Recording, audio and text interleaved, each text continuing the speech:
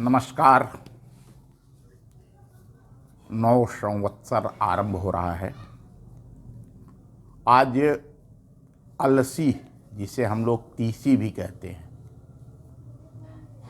उसकी कहानी जैसे श्री अन्न का उद्धार हो गया, मोटे अनाज का उद्धार हो गया, वैसे भारतीय कृषि परंपरा के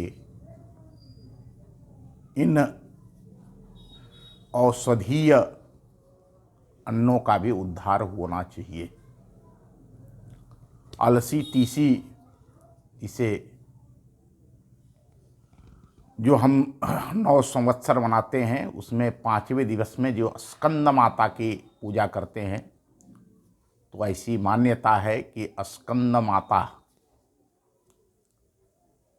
का वास अलसी तीसी में होता है। आयुर्वेद में अलसी एक महत्वपूर्ण औषधि है।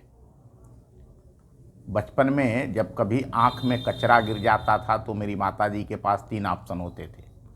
पानी से उस कचरे को निकाला जाए, घी से, या फिर अंत में अलसी के बीज आँख में डाल दिए जाते थे, और जैसे ही अलसी का बीज आँखों में पड़ता था, वह आँखों में घूमता हुआ कचरे को किनारे ले आता था। अब शायद ही ऐसा कोई करता होगा, लोग करेंगे नहीं। संपूर्ण भारतवर्ष में पाई जाने वाली अलसी का यह एक तिलहन की फसल है। आज से 20-30 साल पहले इसे हर किसान थोड़ी बहुत मात्रा में बोया करता था। इसी अलसी के लड्डू बना करके वह स्वयं और अपने बैलों को भी खिलाता था, ताकि जुताई के समय वह थके नहीं। लेकिन सोयाबीन के आने के बाद और इसके औषधीय गुणों की अनभिज्ञता के कारण किसानों ने इससे दूरी बना ली। पहले गेहूं के जब खेत लगते थे तो किनारे किनारे इस तीसी की धार दी जाती थी। पूरे गेहूं के खेतों में किनारे किनारे एक नीले रंग का फूल जो खिलता था, तो खेत भी देखने में बड़े सुंदर लगते थे। देश के विभिन्न भागों में इसे विभिन्न नामों से पुकारा जाता है। जैसे गुजराती में इसे अडली कहा जाता है, मराठी में जवास, बिहार और उत्तर प्रदेश में तीसी, तिल्ली, बंगाल में मसीना, तोसी, कन्नड़ में अगसी, मलयालम में चेरुचेना और तमिल में चिडराई कहा जाता है। यह एक आयुर्वेदिक औषधि है जिसका वर्णन चरक संहिता में मिलता है। आयुर्वेद के अनुसार अलसी एक अमर औषधि है जो अनेक रोगों को दूर करती है। यह अलसी तीसी शरीर में ऊर्जा और स्फूर्ति को बढ़ाकर रक्त में शर्करा तथा कोलेस्ट्रॉल की मात्रा को कम करती है। यह जोड़ों के दर्द में भी काफ़ी लाभकारक है। पेट साफ रखने का घरेलू और आसान नुस्खा है। यह हृदय संबंधी रोगों के खतरों को ये कम करती है, हाई ब्लड प्रेशर को कंट्रोल करती है, त्वचा को स्वस्थ और सूखापन दूर कर एक्जिमा आदि रोगों से बचाती है। ये अलसी तीसी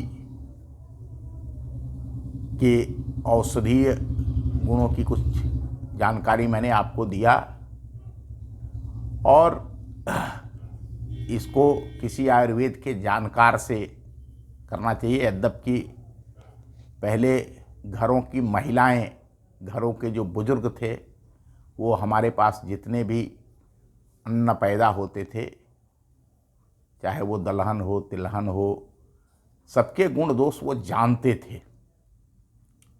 तो ये अलसी की कहानी है, और एक कविता के माध्यम से मैं आपको इसको बताना चाहता हूँ। तेल तड़का